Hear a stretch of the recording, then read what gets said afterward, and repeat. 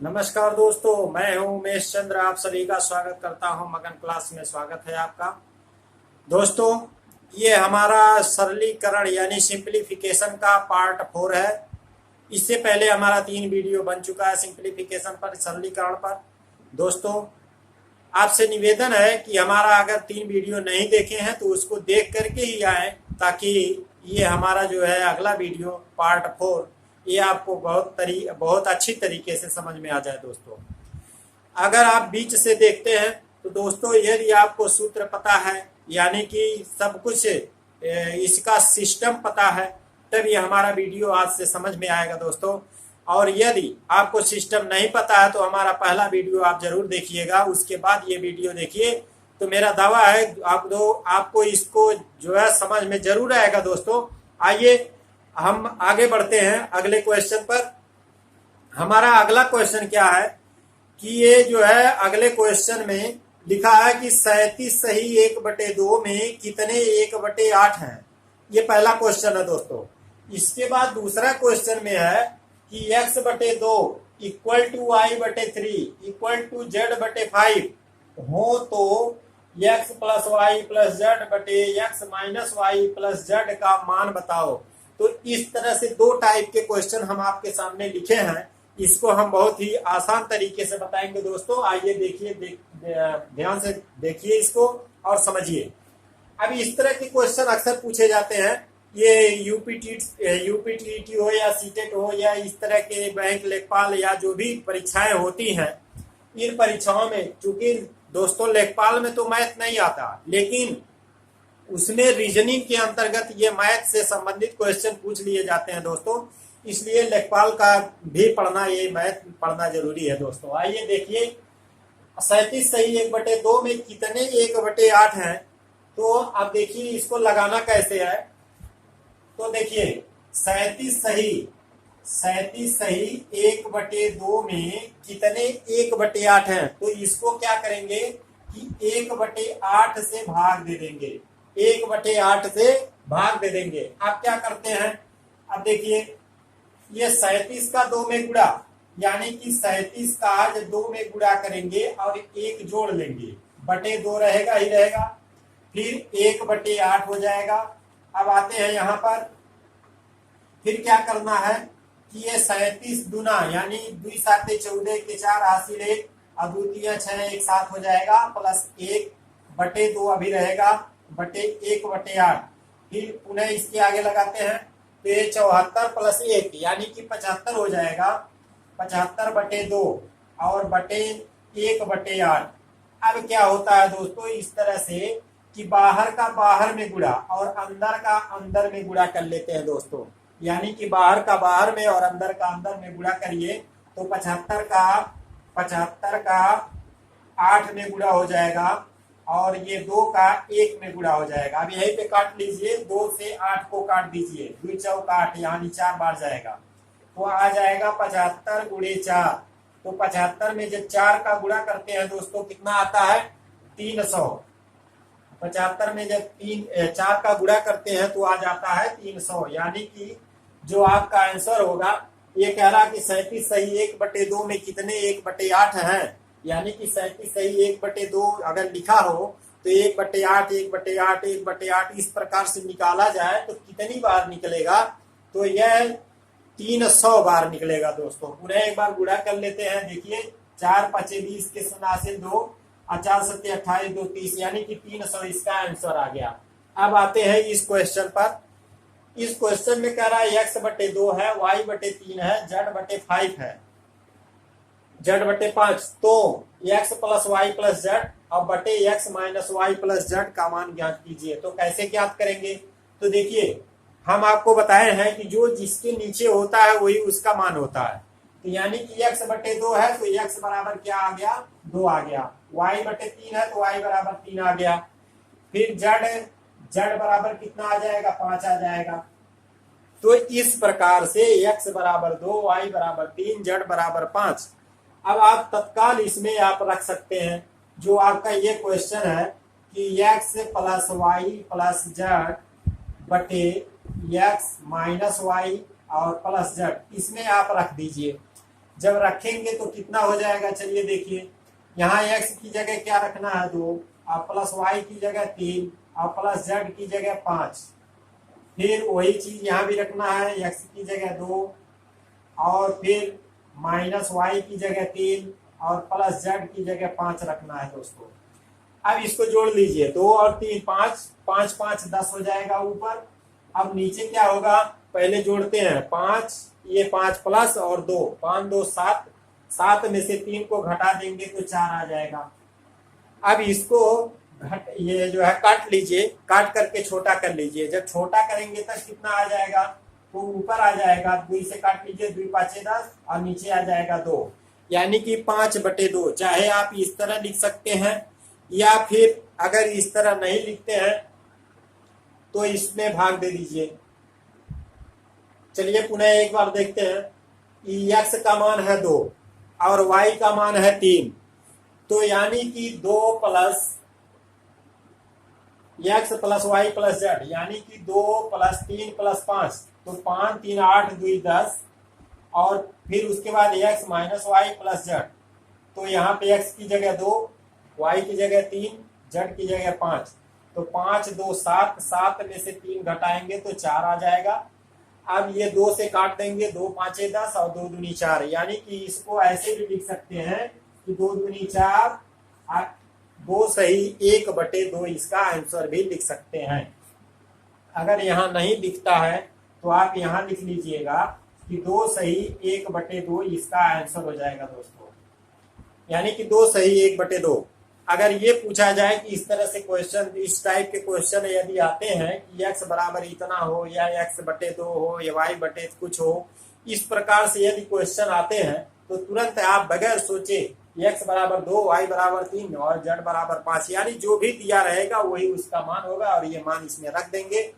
लगाने पर, जोड़ने घटाने पर जितना आएगा वही उसका मान होगा। अब आइए अगले क्वेश्चन पे चलते हैं दोस्तों। इससे पहले इसको हम रब कर लेते हैं, इसके अगले क्वेश्चन पे चलते हैं। देखिए दोस्तों, 561 को ए बी सी में इस प्रकार बांटे कि ए का भाग बी से 120 अधिक तथा सी से 120 कम प्राप्त हो तो बी का भाग ज्ञात कीजिए। कहने का मतलब ये है कि ए का भाग बी से 120 अधिक हो और सी से 120 कम हो, इतना प्राप्त होता है तो बी का भाग बताना। तो इस प्रकार के यदि क्वेश्चन पूछे जाते हैं आपसे, तो आप क्या करेंगे कि ये तीनों का पहले बंटवारा कर लेंगे। मान लीजिए यहाँ पे ए है, यहाँ बी है, यहाँ पे सी है, तो मान लीजिए, यहाँ मान लीजिए कि ये बी का जो भाग है b = x, यानी कि b का जो भाग है वो x मान लीजिए। तो यानी कि b की जगह पे x हमने रख दिया। अब आते हैं पहले शर्त पे, a का भाग b से 120 अधिक है, यानी कि ये जो है x, ये b की जगह आपने x मान लिया है, तो x प्लस 120 ये a का भाग हो गया। और c का भाग क्या कह रहा है कि c से 120 कम हो, यानी कि c से 120 कम कब रहेगा, जब इसमें से 120 या तो जोड़ दें और या तो घटा दें। अब देखिए, अगर इसमें से 120 घटाते हैं, चलिए अगर यहाँ पे नहीं दिखता है और नीचे हम लिख लेते हैं कि x प्लस 120 ये हो गया a का भाग, x हो गया b का भाग, और c का भाग देखिए क्या है। अब c का भाग क्या है, तो c के भाग में, यानी कि इसी a के भाग जो है x प्लस 120 में प्लस 120 जोड़ देंगे। क्यों जोड़ेंगे, क्योंकि यह कह रहा है कि c से 120 कम, तो c से 120 कम कब होगा, जब इसमें 120 c वाले में जोड़ देंगे। अब क्या करना है कि यह कह रहा है कि b का भाग बताना है, तो b का भाग हम कैसे ज्ञात करेंगे। ये कह रहा है कि a का जो भाग है यह, और b का जो भाग है x, और c का जो भाग है यह, तीनों प्राप्त हो गया। अब ये तीनों को जोड़ने के बाद ये कह रहा है कि 561 होना चाहिए। चलिए तीनों को जोड़ लेते हैं, x प्लस 120 a का भाग हो गया, और प्लस x ये केवल b का भाग है, और प्लस c का भाग क्या है, x प्लस 120 प्लस 120। ऐसा क्यों होता है, 120 प्लस 120 क्यों रखे हैं, क्योंकि x प्लस 120 ये a का मान है, और ए का मान कह रहा है कि 120 कम होगा, तो कम अगर 120 यहाँ घटा दें तो माइनस से ये प्लस कट जाएगा, केवल एक्स बचा, यानी कि बी के बराबर हो जा रहा है। इसलिए हमने क्या किया कि यह ए वाले भाग में 120 और जोड़ दिया, यानी कि अधिक कर दिया सी का मान। तभी जब 120 से अधिक हो गया तो यह ए का मान अपने आप 120 कम हो गया। अब आते हैं, तीनों को हम जोड़ लेते हैं। अब जोड़ने के बाद ये कह रहा है कि इनका योग 561 है, इनका योग 561 है। तो देखिए 1x 2x 3x, यानी ये टोटल जोड़ने पे आ गया 3x और प्लस 120 120 120 कितना आ जाएगा 360, ये आ जाएगा 360 इक्वल टू 561 आया।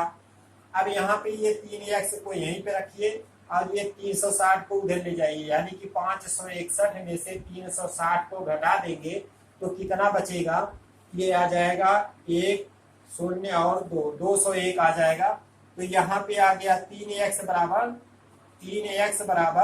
201, तो x बराबर 201 में 3 का भाग दे देंगे तो ये आ जाएगा 3 6 18 और फिर 2 बचेगा 21, 3 7 21, यानी कि 3 का जब भाग देते हैं तो देखिए 20 में जब भाग देंगे 3 6 18 बचेगा 2 21 आ जाएगा, 3 7 21 यानी कि 67। यही इसका क्या आ गया, उत्तर आ गया दोस्तों।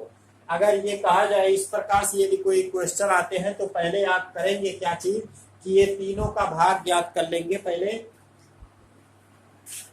ये तीनों का भाग पहले ज्ञात कर लेंगे। कैसे ज्ञात करेंगे, चलिए यहाँ पे हम लिख देते हैं। यह ए का भाग है, यह बी का भाग है और यह सी का भाग है। ये तीनों का भाग ज्ञात कर लेंगे, पहले बंटवारा कर लेंगे तीनों में। इस प्रकार से यदि बंटवारा हो गया तो तीनों को जोड़ दीजिए। यही कह रहा है कि सबको मिला करके 561 होना चाहिए, तो 561 हमने लिख दिया। अब ये x हमने जोड़ दिया 3x और 120 120 120 3 बार है तो 12 3 36 यानी 360 आ गया। अब ये 360 को हम उस पार ले जाते हैं बराबर के, तो माइनस हो जाता है। 561 में से 360 को घटाएंगे तो 201 आता है। 201 में 3 का हमने भाग दे दिया, 67 आ गया। ये 67 आपका यही आंसर हो जाता है दोस्तों। अगर इस प्रकार का क्वेश्चन पूछे जाते हैं तो इस प्रकार के क्वेश्चन में इसी प्रकार लगाएंगे आप। अब चलते हैं अगले क्वेश्चन पर। देखिए दोस्तों, 12 प्लेटों तथा 9 चम्मचों का कुल मूल्य 339 हो तो 4 प्लेटों तथा 3 चम्मचों का मूल्य कितना होगा। अब देखिए इस तरह के क्वेश्चन अक्सर पूछ लिए जाते हैं और ये बहुत ही आसान होते हैं दोस्तों। केवल इसमें तुलना करना होता है और आपका क्वेश्चन लग करके हल हो जाता है दोस्तों। आइए देखिए, 12 प्लेटों 9 चम्मचों का कुल मूल्य 339 हो और फिर कह रहा है 4 प्लेटों 3 चम्मचों का मूल्य पूछा गया है। तो पहले पहला वाला हम लेते हैं। ये कह रहा है 12 प्लेट दिया है, 12 प्लेटों और प्लस 9 चम्मचों। ये 12 प्लेटों और 9 चम्मचों का मूल्य कितना दिया दोस्तों, 339 दिया है। अब क्या करते हैं, हमें निकालना 4 प्लेटों और 3 चम्मचों का मूल्य ज्ञात करना। तो चलिए, ये शायद दिख नहीं रहा, चमक रहा है, यहाँ पे नीचे लिख देते हैं 12 प्लेटों प्लस 9 चम्मचों इक्वल टू 339। अब यह स्पष्ट दिख रहा है। 12 प्लेटों 9 चम्मचों का मूल्य कितना है, 339 है। अब क्या करेंगे कि यहाँ पे हमें 12 को 4 बनाना, तो 12 को 4 बनाने के लिए क्या करते हैं, इसमें 3 से भाग दे देंगे और ये 3 बनाने के लिए यहाँ पर भी 3 से भाग देंगे। यानी जो भी काम करेंगे वो तीनों में करेंगे, ऐसा नहीं कि एक ही में भाग दे करके आप छुपाई मार के बैठ गए। तो ये जो भी काम करना है ये तीनों में करना है, तो यहाँ भी 3 से भाग देना है। तो यहाँ बचेगा कितना, 3 चौक 12 यानी कि 4 प्लेटों और प्लस ये 3 से भाग देंगे तो 3 3 का 9 यानी कि 3 चम्मचों का दाम बचा। अब ये आते हैं यहाँ पे दाम निकालते हैं तो 3 एक कम 3 3 एक कम 3 3 3 का 9 यानी कि 4 प्लेटों 3 चम्मचों का मूल्य कितना आया, 113 आया दोस्तों। बस एक लाइन में आप लगा लिया। आपने इस तरह के क्वेश्चन, कोई भी क्वेश्चन हो आप तुरंत इस तरह से लगा लेंगे दोस्तों। आप जो है 4 प्लेटों 3 चम्मचों का मूल्य आप तुरंत लिख करके बताएंगे कि 113 आ गया। अगर कोई भी दिया हो, जैसे पहला लाइन आपने क्या, इसमें क्या पूछा गया है, यानी कि पहले लाइन में आपका क्वेश्चन ये सॉल्यूशन दिया गया है, यानी कि 12 प्लेट और 9 चम्मच का मूल्य दिया है। तो आपसे पूछ रहा है 4 प्लेट और 3 चम्मच का। तो पहले हम ये देखेंगे कि 12 में हम कितने से भाग दें ताकि हमारा 4 आ जाए। तो 3 से हमने भाग दे दिया। अगर 3 से हम भाग देते हैं तो भाग सब में देना पड़ेगा, यानी कि तीनों पोर्शन में भाग देते हैं। जब भाग दे देंगे तो वही जो आपका पूछा गया ऑप्शन है वो ऑप्शन आपको पता चल जाएगा। चलिए आते हैं अगले क्वेश्चन पे आते हैं। अगला क्वेश्चन देखिए दोस्तों, इसको मिटा लेते हैं। चलिए दोस्तों आगे देखते हैं। आगे हमारा क्वेश्चन है कि राम ने 100 पृष्ठों वाली किताब का 4/5 भाग पढ़ लिया है, शेष कितना पृष्ठ पढ़ना बाकी है, ये पूछा जा रहा। तो दोस्तों अगर आप देखते हैं कि ये लिखा है कि 4/5 भाग, इसका मतलब ये हुआ कि टोटल 5 भाग था, इसमें से 4 भाग इन्होंने पढ़ लिया। ये टोटल कितना था, टोटल आपका 5 भाग था, इसमें से ये 4 भाग क्या कर लिया, इसने राम ने पढ़ लिया। तो जब 4 भाग पढ़ लिया तो बचा कितना, 1 भाग बचा, और टोटल 100 पृष्ठ थे। तो चलिए 100 पृष्ठ का हम 5 भाग करते हैं। 100 पृष्ठ का जब 5 भाग करते हैं तो 20 5 100, यानी कि 1 भाग पढ़ने में 20 पृष्ठ आता है। तो आप चाहे इसी प्रकार से लगा सकते हैं तुरंत आप सोच करके, या तो आप इस प्रकार से भी लगा सकते हैं कि एक में से 4/5 भाग को घटा दीजिए। तो जब घटाएंगे तो आ जाएगा 5 - 4/5, यानी कि 1/5 आया। तो किसका आया, 100 पृष्ठ का, यानी कि 100 गुणे 100 का 1/5, यानी कि 100 का 1/5, 100 का 1/5 निकाल लीजिए, कितना आ गया 100 का 1/5। चलिए ज्ञात करिए। तो 100 गुणे 1/5, तो 5 से काट दीजिए, 5 20 5 100, यानी कितना आया 20 आ गया। यानी कि टोटल पृष्ठ अभी कितना पढ़ना बाकी है, तो टोटल इसको 20 पृष्ठ पढ़ना बाकी है दोस्तों।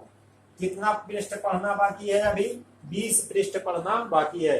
तो चाहे आप इस प्रकार से लगा सकते हैं, या तो आप इस प्रकार से सोच करके तुरंत लगा सकते हैं दोस्तों। इस प्रकार दोनों लगाने का तरीका है। ये ट्रिक क्या है कि यहाँ पे तुरंत आप बटे में 4/5 भाग लिखा हुआ है, कह रहा है इतना पढ़ लिया है, तो जो नीचे लिखा होता है ये टोटल भाग होता है दोस्तों, और ऊपर जो लिखा है ये पढ़ा हुआ भाग, यानी कि टोटल भाग आपका 5 था, इसमें से इसने 4 भाग पढ़ लिया। जब 4 भाग पढ़ लिया तो बचा कितना, 1 भाग, यानी कि 100 में से अब 5 भाग आप लगाएंगे तो 1 भाग का मतलब हो गया 20 पन्ना, यानी 20 पेज। तो अभी पढ़ना कितना बाकी है, 20 पेज बाकी है पढ़ना दोस्तों। चलिए अब अगले टर्न पे चलते हैं दोस्तों। यदि हमारा आप पहली बार देख रहे हैं वीडियो को तो आप सब्सक्राइब करना ना भूलिए। यदि आप ये हमारे रेगुलर के क्लास हैं तो इसको शेयर करना ना भूलें, लाइक और शेयर जरूर करें दोस्तों। धन्यवाद, नमस्कार, जय हिंद।